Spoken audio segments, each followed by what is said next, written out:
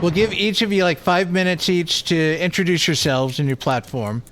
I've only got 4 questions given to me, so that'll be 2 minutes each to answer each question. We'll open up the Q&A afterwards for everyone here, and then we can close up with like 5 minutes of closing statements from each of you. All right. What about like rebuttals? Yeah, you'll be given a chance to rebuttal, given time and how long it might take. Right. Okay. Oh no, we all made the mistake of leaving a bell out in front of. That's Who's my actually bell. that? That's to let you know your time's up. So, Huh? many of you may know me as you know, Boomy Terminus. In truth, I was born Terminus Vindication, and later married into the Boom family. And honestly, that name is probably more fitting. Who's Trevor?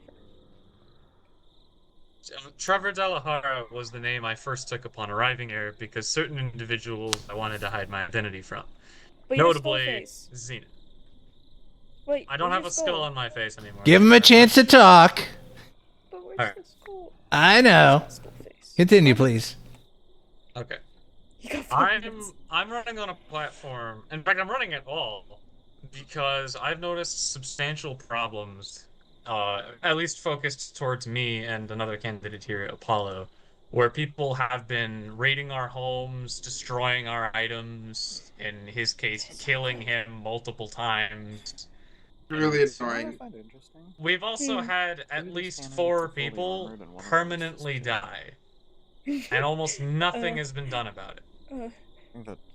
The platform I'm running on is a form of collectivism centered around security, not national security, which is what leads to a lot of like problems in historical governments, but personal security. Everyone will be armed. Everyone will be armored. Everyone will be given the tools they need to succeed. And in part of that, I built a mansion. I was going to be building a global energy network, a global resource supply. And besides possibly Iron Mesa, whose wealth I don't actually have a quantity for, I believe I am the richest person out of all of us. And I would be willing to dedicate a fortune to all of you. I've already been creating armor. Just the armor. Actually, Apollo, you replaced my armor, didn't you? But I've given out more. Only more because pieces of the weapons, tools. I've funded public works projects. I intend to keep that going. The government I intend to run will have me at the helm and a council of 3, so elected by all of you, who can, as a collective, outrule me. They would also be able to handle the day-to-day and make any decisions that aren't explicitly contradicted by what I have already said. So, if you have a problem and you need something, you don't have to come to me for it. The government itself would only have a few, I guess laws isn't the proper word, edicts, and those would be prohibiting specific moral behaviors. Unjustified murder, any form of theft, bullying, cruelty, manipulation, those kinds of things. And we would be very harsh towards those individuals because it's hard to punish someone who is quasi-immortal, as all of us are. Now, sometimes when we die, we end up in hell or another dimension, so murder is a risk. Every life should be preserved. But there still needs to be some way to punish these people. And I'll be looking into that with the council. Thank you. All right, that was a good time. Apollo, if you would please. everybody here is here by choice. People chose to give up their old lives. If you don't remember why you chose your old life, or you don't remember your old life, you probably chose not to remember. I know I'm here by choice, and the vast majority of you that I've met are also here by choice. Some of you were criminals, some of you were politicians, some of you were merchants, some of you were knights, warriors. Some of you were just a very friendly anthropomorphic mushroom. What brings all of us together is the fact that we all want to be happy and safe. Now, today, my job is the not too simple task of convincing you that feudalism is good. My job, or at least what I perceive my job to be, should I be elected, is to create the foundation for the future, which is my slogan, Foundation for the Future. I'm not thinking about myself. If I'm elected, the president is only will have a term of 3 months. After those 3 months, they will be replaced. And a president can only ever serve 2 terms ever. And those 2 terms will not be able to be in a row. It will have to be spread out. The president will be supported by a cast of counts. Now, you already know many of the counts. There are lots of communities that have already spread it up across the server. Iron Mesa, the mansion, whatever Vincent is currently calling the estates, the Outgroves, Everspring, thank you, Everspring, the Outgroves. These are all places that already exist. They already have people running them. So I'm not looking to pull that power out from under anyone. The Barons would be a collection of already existing leaders who will continue to run now through the authority of everyone else. It assures that there is no violence between communities and cooperation between communities, and my job and the job of anyone who works for the federal government, that pretty much just build roads and make sure that all the communities are connected and well established. If I become president, already the Barons would include Atris and Boomy beside me, but also Vincent and Bob, maybe even Lucius if we ever see them again, and Xena. Those people already have authority. I'm not looking to remove that authority. In fact, I'm looking to bolster it. When a president's term is over, the Baron with the most people living in their community automatically become the new Baron. Why? It's because they're the person who people already trust to lead them. They're the person who already has the most respect. Because if you have an equal opportunity to move to any of multiple different communities and you choose one and stick there, and enough people also agree, it's probably because the person running the place is a wonderful leader. So when one president steps down, the Baron with the most people living in their community becomes the new president, and then they run for 3 months.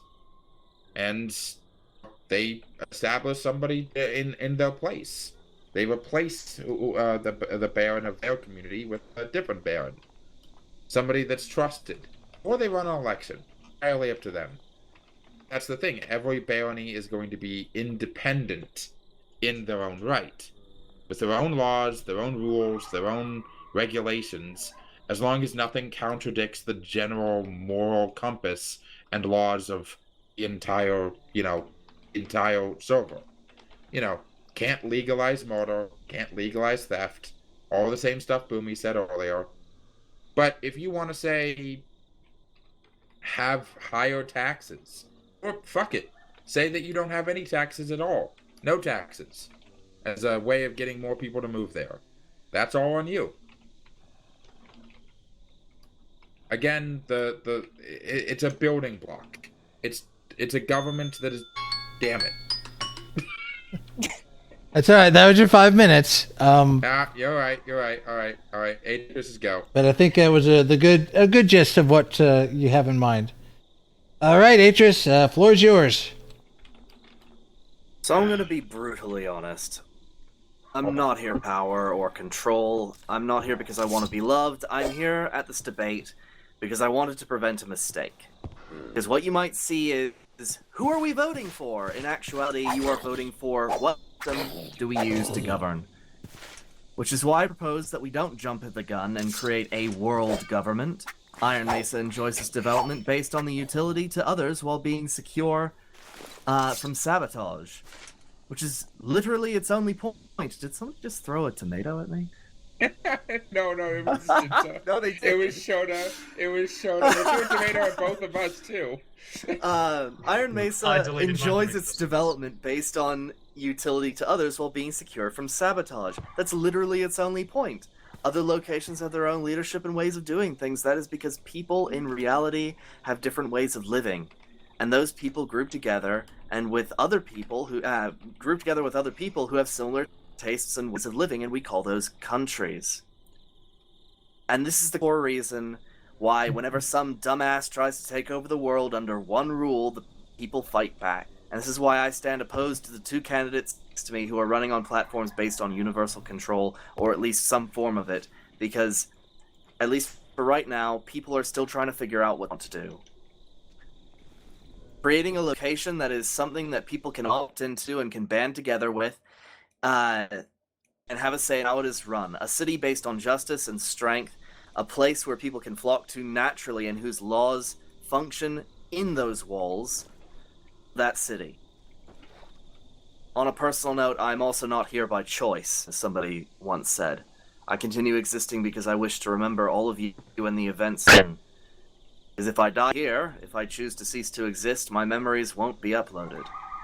The current version of me will never remember this location or you people. That's that. I harbor no dreams of power, no self-indulgent delusions of having the answer to life's oldest and most screamed question, why can't we just get all along? All just get along. I simply have an idea.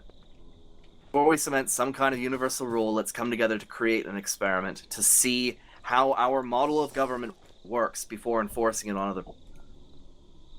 That's pretty much all I have.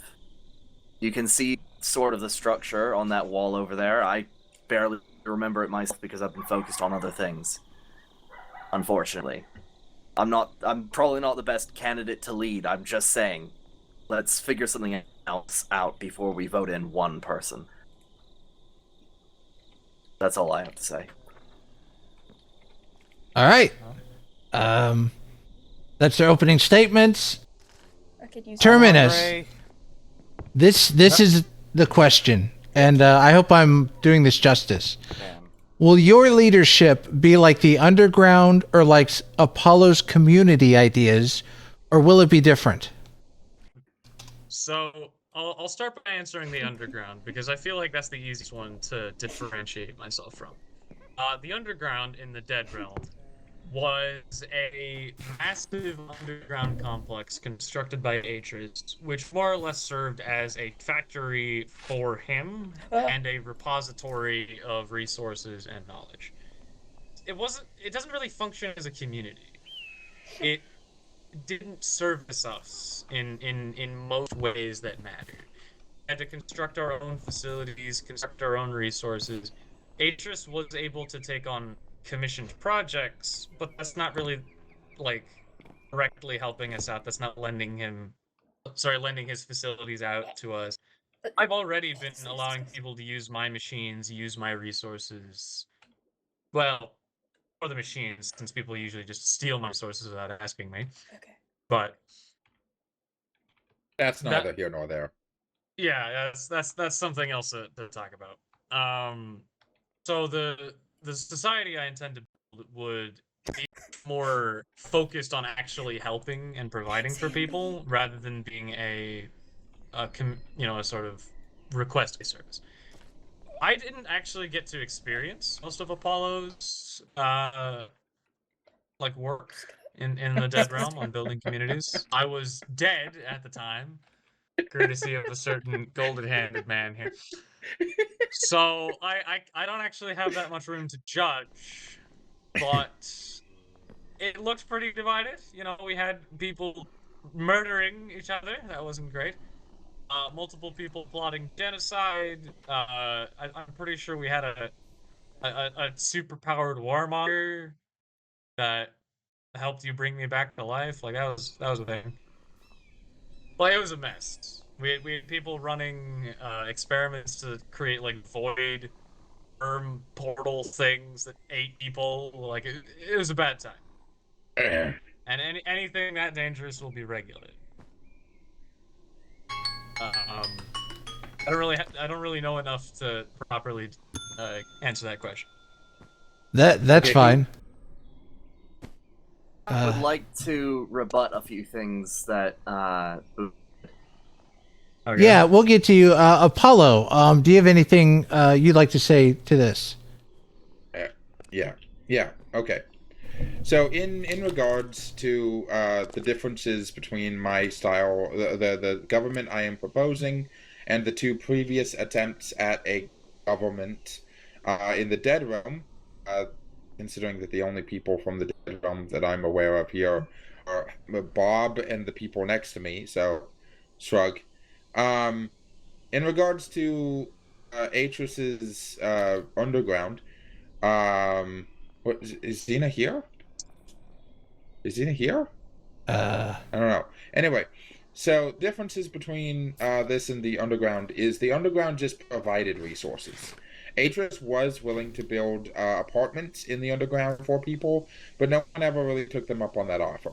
And the location was really only good for acquiring resources to do your own thing.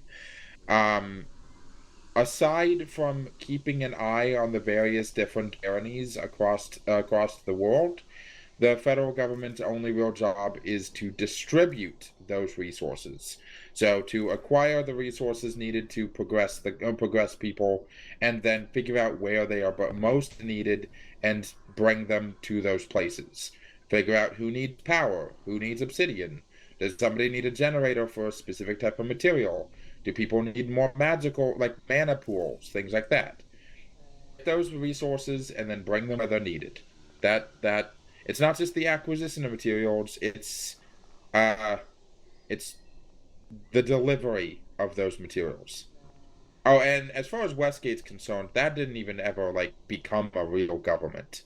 Like I tried setting it up, but then Xena scared everybody away from living there, and Sora threatened them with nukes, and everybody was too worried about Atrus being dead to really like pay attention. It was a mess. Like full disclosure, I wasn't even. Yeah. Okay. Now you can go ahead, Atrus, and give your rebuttal. To be clear, when I built the underground, it was never completed. Most of the systems of the underground were still being built, but the idea, the heart and soul of it, was to be a place where people could get materials to do their own thing, like Apollo said. It was never a government. It was never meant to rule. It was just, here is this doomsday bunker in case things go bad that has infinite resources. Go wild. As for Apollo's plans, quite often Apollo would build their own town, ask people to live there. And sure, it looked nice. People weren't really able to build their own things without messing the vibe up. Which is why I say that, you know, in the city that I'm planning on founding that has its own government, thanks for that yawn, by the way, in the city that I'm planning on building, everybody will have their own area, right? Doing sections and areas. So land plots. It'll sort of, except that these land plots are going to be discussed amongst the people. Yeah. Coordinated. Oh, Something that we've never done. We've never actually coordinated a city with everyone. It's always been just.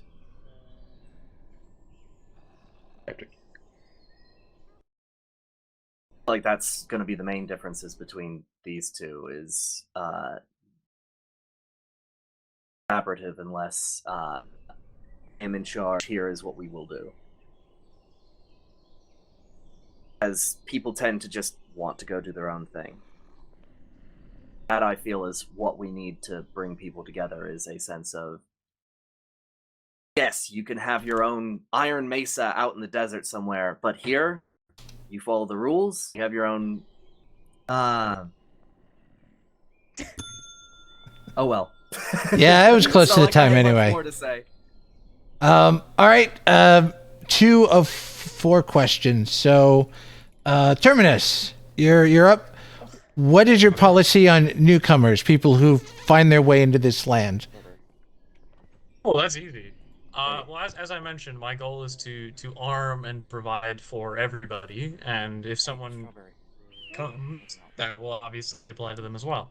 Afforded shelter, resources, food, armor, weapons, whatever they need to reach a level comparable to everyone else. Now, that last part is kind of important, because the goal is that if that newcomer is evil, as we as a collective can stop them, but that like they can't just be abused by one of you guys either. So this is about protecting them from the world and us while not enabling them to like destroy what we built. I don't think I need the rest of my time. All right, that's perfectly fine. Apollo, you're next. Same question. Your policy on newcomers. Well, much the same as Terminus. I plan on putting together welcome packs, which would include good food, a set of armor, a good weapon, both a ranged option and a melee option, an antique atlas for everybody who arrives, so that they can use the waystones and also find their way around the world, and I probably some specialized packs depending on what their skill sets are. Some Viz crystals, or something tech related if they're from a world where that's relatively common. But little backpacks full of goodies for them to get started. And then obviously I plan on making sure that every community has a few empty homes, or at the very minimum some empty home like land plots that people can build their own home should they want to. A lot of people like building their own homes. Some people don't really care too much, so it should be up to them. But I definitely think that there should be kind of a welcome care package sort of deal, and we should have several of these on standby depending on how many people show up. At least like 5 or 6 on the go. Because I think the most I've ever seen is 3 people show up in a day. Anyway, that's all. That's all. All right, thanks so much. Good to know. And finally, Atris, your policy. Sorry. Yeah. No, that's perfect. Good to know. Atris, what is your policy on newcomers? Very good. 1 second. All right. Newcomers are a security risk, as has been demonstrated many times. Many important resources and infrastructure cannot be secured properly, and I feel like having to build their own gear, for the most part, forces them to work and forces them to network and collaborate. And this is so that the people can learn about them and their goal, and also gets this new person introduced to the community. Gifts can be up to the residents and should not be up to the government. Standardized gifts make much no sense. For example, if somebody doesn't know how to use a wand, or is allergic to peanuts, it's something that should be determined on a person by person basis. And I don't think that gifts should be even equated into whether or not the government is fit for ruling. It seems like, well, bribery.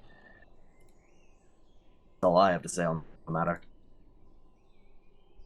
All right. Second to last question for this round. Terminus, what is your policy on destructive behavior? Oh boy. Alright. So, this one's actually rather close to home. I've had my house damaged or even destroyed 8 times now. I'm pretty sure most of you haven't even had your house destroyed once. So, imagine it's kind of hard to relate to that. Well, I mean, in this world. Obviously, you live for, like, thousands of years. That's cheating. Nah. I've had it happen cheating. 8 times in just a few months. So, nah. And these things need to be stopped. It's difficult to prevent because security craft, as far as I'm aware, is the only way to create more or less invincible structures. So, you're kind of limited in like block selection. It's expensive. Not everyone can do it. We need to have policies in place to discover or catch the individuals behind these actions and punish them for it. Now, how they can be punished is a bit more complicated. Ideally, they could just repay whatever it is they broke or stole. So if someone blew up my house, they just have to build my house again. If they steal a stack of diamonds, they owe that person a stack of diamonds. If they spent it, sucks for them. They have to go mine diamonds. That kind of thing. If someone is irredeemable, refuses to take action, refuses to be a functioning member of society, then drastic action is required because you can't redeem someone like that. Not in a world where almost nothing matters. As far as I'm aware, the only way to properly punish someone and actually leave a lasting mark, besides I guess infecting them with vampirism, is to kill them. Perhaps we can shunt them into another world. Has this happened to... Hey, I'm not saying vampirism is inherently a negative thing. That's not what I said. What I said is it's the only permanent thing you can do to someone else. No, as someone who was infected without my will, I feel offended now. Just keep going. Sorry? You don't. It's all right. We appreciate you, Sharon. That's what we're here for. So, That's a lot of No. tomatoes. Apollo, what is your policy on destructive tomatoey behavior? Well, much the same as Boomy in some aspects, although I feel like repayment should be... I feel like escalation is usually the way it goes. You know, it starts off by, you know, having to repay whatever you broke or destroyed or stole, you know. But, you know, after so many times somebody realizing, oh, I can do this much property damage, and it'll be really fun to break someone's shit and see the look on their face, and I'm just going to troll them by, like, doing just enough damage that I can easily fix it, but it still hurts their feelings, and that's fun for me. You know, eventually it turns from, you know, a punishment to just part of the routine. And so at some point... It becomes an eye for an eye situation. You blew a hole in someone's front door. Okay, say somebody brings a wither and drops it on Boomy's front lawn again, and this person has been known to do this multiple times. Well, at that point, Boomy has a free pass to drop a wither on their house. I personally do not believe. To mention that certain people's houses are made of security craft blocks. Oh, yeah. I literally no, of course. could not retaliate against them if they did something like that. I know, but there's always a way. There's always a way. Okay. My point standing is that is what I consider the extreme. I would never go to the steps of execution, mainly because I don't believe that anybody deserves what's on the other side. I've pulled myself out of that hell twice already, and I don't believe that anyone, even the people I thoroughly dislike, ever deserve to see that. The other alternative is because you can't guarantee they're going to stay dead. So, execution is sort of like, at best, they stay dead. At worst, they come back with a vengeance. And I would like to avoid that. All right, and then Atris, your policy on destructive behavior. All right. I think we can all agree that destructive behavior is, well, bad. These behaviors are difficult to prevent. That's why I believe that we need to make a secure location. Specifically, a singular location where these rules are in effect. Because it's better to focus our security down to a set location rather than the entire world. The entire world is difficult to put a cradle around, but a singular location, a singular city, that is a good is a doable and reasonable effort that we can actually enforce. Establishing jails and sentences will also be one of the things that the community needs to discuss, but prisons will be necessary to prevent retaliation, and with security craft we can ensure escape-proof housing. This is the maximum reprisal that I can think of for minor destructive behavior that I can condone. Otherwise, things become, Apollo stated, rather eye for eye, E. Otherwise, if we're going beyond, like, massive destructive behavior, I disagree.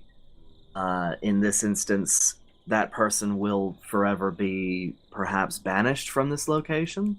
But in order to, if you want to secure the entire world, it is rather naive to not consider at least executions.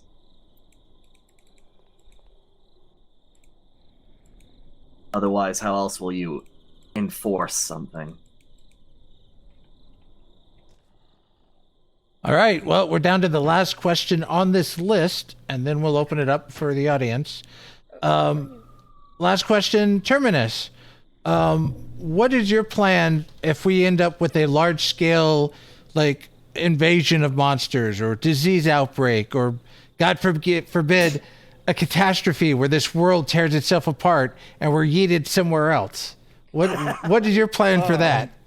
So the monster one's probably the easiest, because as I mentioned, I intend to arm everybody. So as it stands, like you remember the mansion attack, right? Oh, I remember.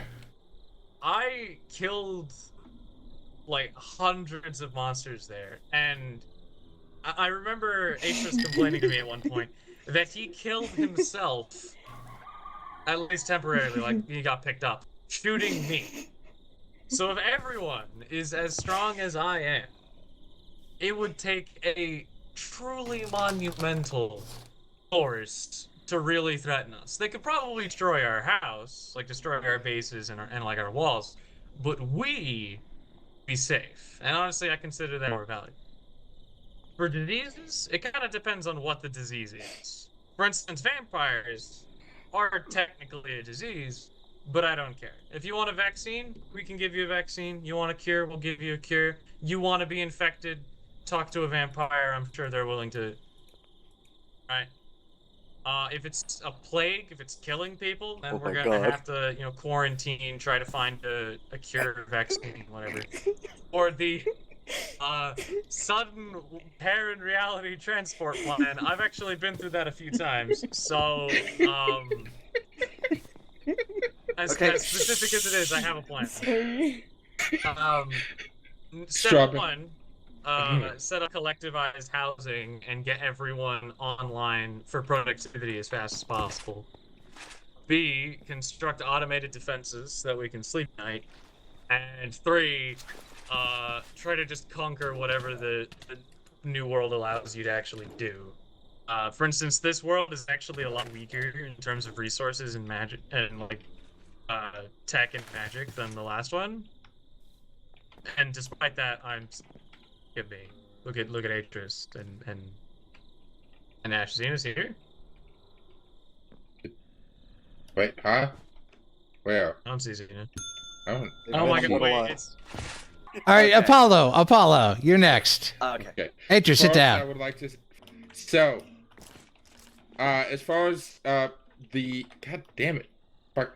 as far as multiple different calamities and just like events go, going to be honest, personally, I have no idea what to do when it comes to diseases because I have never gotten sick in my life. But when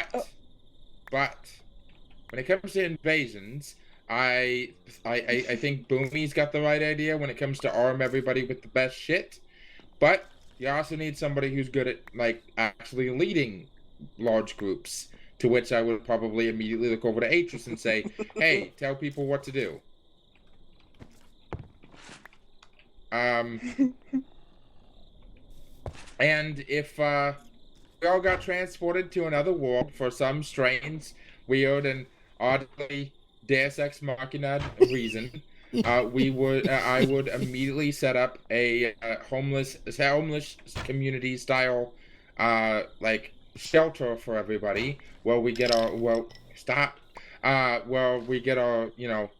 everybody figures out what the fuck is going on, and then build up a large singular city so that we can just do Atris's idea.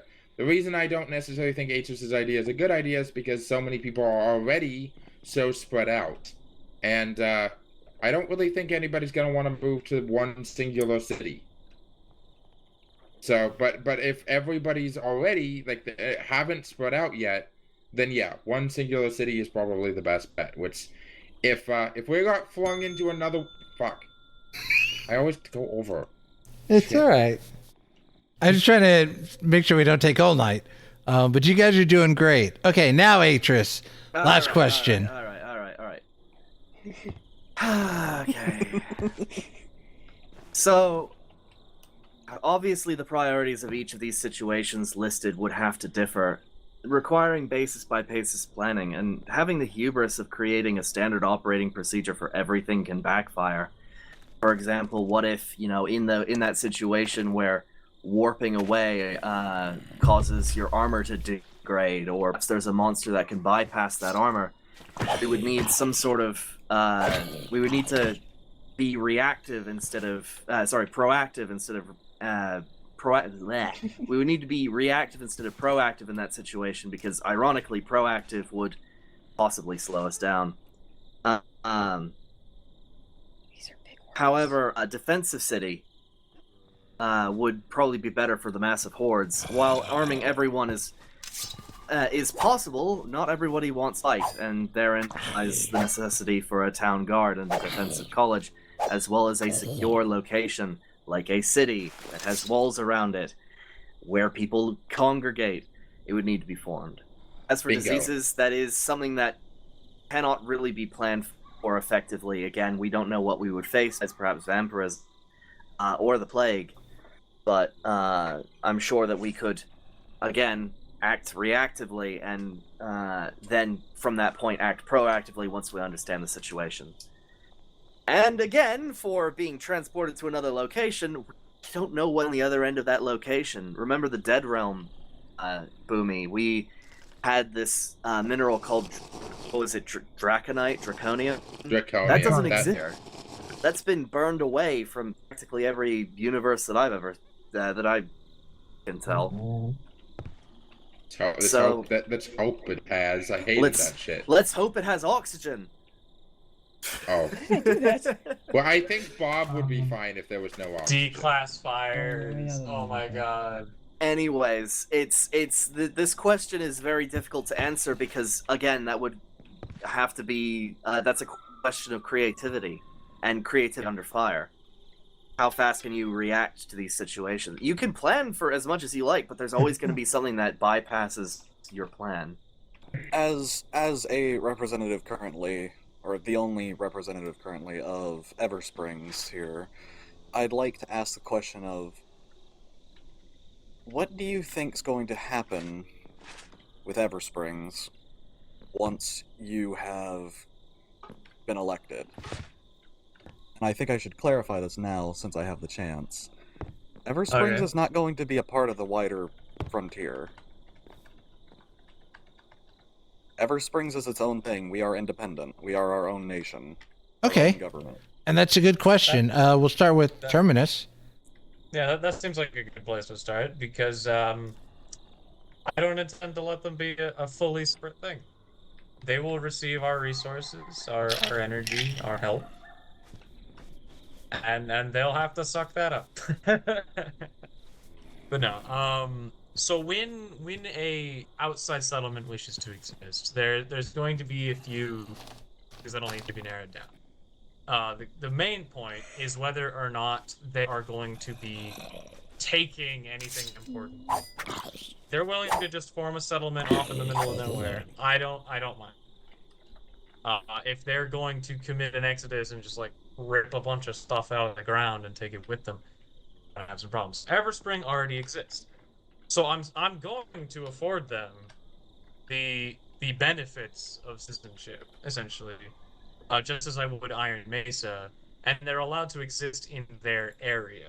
But the people within would still be citizens of the greater frontier. They would be allowed autonomy within their own borders to a pretty large extent, but I can't allow people to be above our laws, as few as they are. Then what right do you have? What right do you have in that, though? It's the not entire about place. Right. The entire it's about place. Reasonability. Oh, reasonability. You're trying to claim that a place built entirely by the people there, using resources from there, and by the citizens, are now going to be yours, for the most part. We are going to abide by our laws. Yes. That is going to be a requirement. We are only going to have a few laws, but they are going to follow them, or will meet the same consequences as if they were me. Right? If they are taking from us, if they are attacking us, they will be met with force. That's a different story. That's a different story. Let's go ahead and move on to Apollo and see how Apollo would address that. Well, simply put, I think personal opinions entirely forefront. I think that any community who wishes to not be included amongst the rest of the baronies is idiotic for doing so. They give up on so many resources and connection, and the possibility of ostracizing and separating themselves from other people, which could be a detriment, and not allowing themselves to receive the help from other communities when they need it. It would be just flatly stupid. That being said, if one of them does what I'm hearing, right, so far is, if we are not directly a part of you, even if we are friendly, we are not going to receive help. If we ask for it. If you're not participating in the rest of the barony system, you're not friendly. I'm going to be frank. So you're just not outright making an enemy out of anyone who isn't with you. It's with you or against you. I certainly wouldn't attack you. I certainly wouldn't condone antagonization or violence. But you want to be on your own, then you're on your own. That's what you wanted, isn't it? To be on your own. So go be on your own. Sorry. You're with everyone, or you're not with everyone. And everyone includes everyone. Or it doesn't. That's just how it is. And you have made it very clear you don't want to be part of everyone, so you don't get what everyone gets. You get whatever you have. What I'm primarily talking about here is trade relationships. I don't see that you would ever have anything that cannot already be acquired by every other barony. Okay. It's not more about that, it's just about healthy friendships. All right, let's go on and see what Atris has. And so the Eversprings autonomy is obviously going to be respected. However, if Eversprings ever becomes a danger to the collaborative, retaliation would then become necessary. There comes a time where a nation wishes to be part of the collaborative, and follow our laws, and they are free to come and go. But if they go, they're no longer protected by the city. That's just how it's going to work. Okay. That's nice. Okay. Here's a really good one. How will vampires be handled? Can I Oh, go okay. What will first? the treatment be? can I- What well- will the well, I treatment already for answered. vampires be? All right, we're gonna So go in I- reverse I order. already Let's start with explained Atris. For right now, that. right now, the collaborative doesn't have any rules on vampires. However, the very first thing that I would like to introduce is an inoculation. For people who don't plan on being vampires, there is a method to prevent infection. We treat this very much like any other condition. Inoculation of garlic can be administered to any new players or anyone who's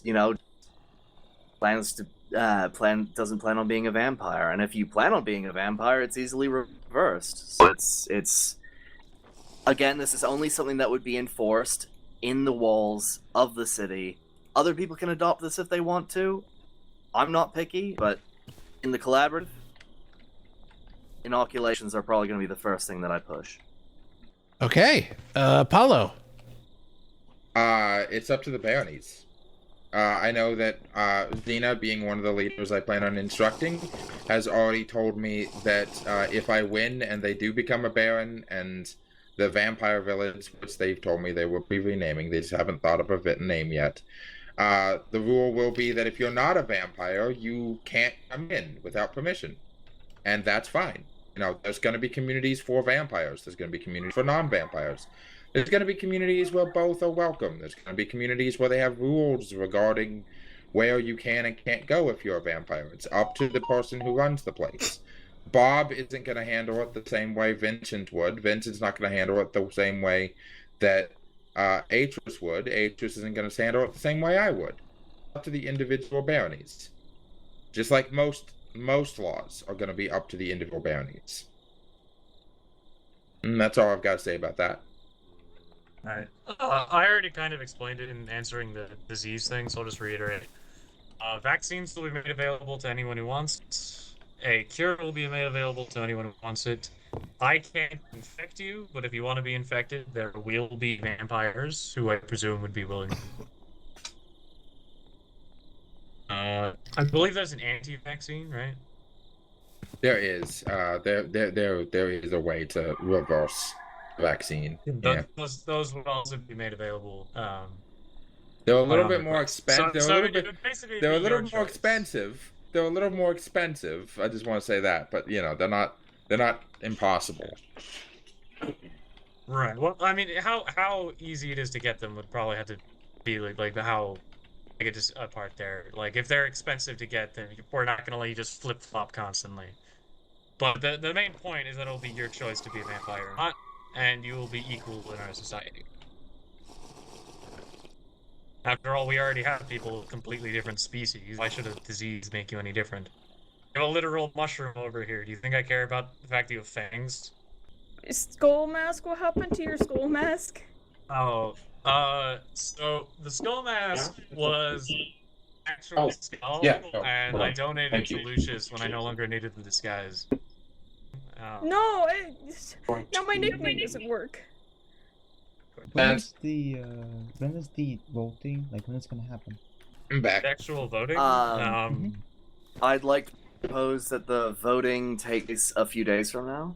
We're gonna need some time to distribute this information. I don't have the ability to produce a lot of power or store a lot of power. I just can distribute a lot of power.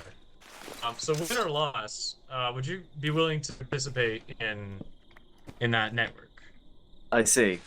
Well, considering that Iron Mesa is already working on a network for power, my energy system can literally transfer an unlimited amount of energy. As can ours. What? An infinite What's the amount difference? of RF at stake. Yeah. You're talking about gelid cryothium. Oh yeah, so you're doing those two. Okay. I mean, if you want to work together on that, I wouldn't mind. Your industrial power is pretty vast, and we produce clean energy for the most part. At least on a massive industrial. Yeah, like I've got some solar panels, but I don't have Anything on We your have we have massive steam generators, so we if you want to provide the power cables, because I will admit we've been lagging behind on that.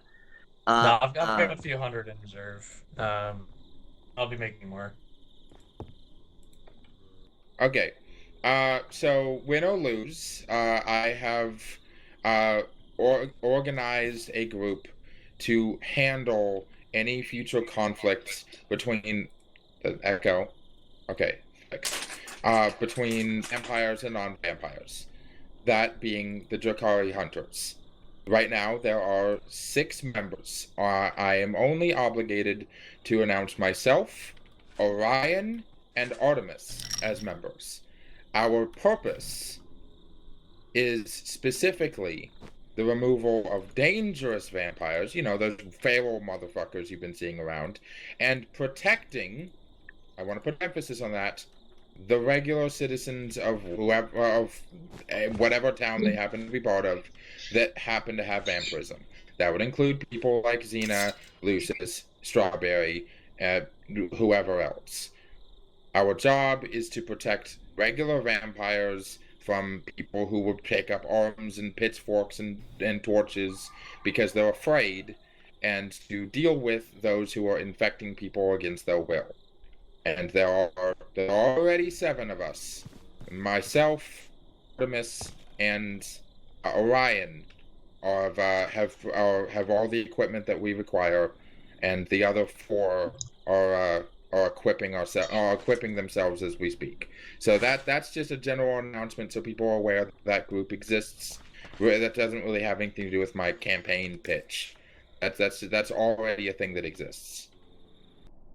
Why do 2 of the presidential candidates have armor on while one of them is fully out there? I feel like that's more showing your faith in your own I people. emptied my inventory before coming here. Well, since you're already up there, do you want to start with your closing statement? My plan is to unify everybody, unify resources, and make sure that when people arrive here, there is order and there is peace. Don't you think you can also unify people without strong-arming us to join you? I'm not strong-arming you to join me at all. I beg to differ.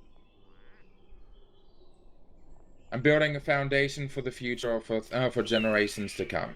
If people don't think that my idea is a good one, they won't vote for me, and I won't feel too bad about it, because either president candidate to my side, both have presidential plans that I'd be okay living under.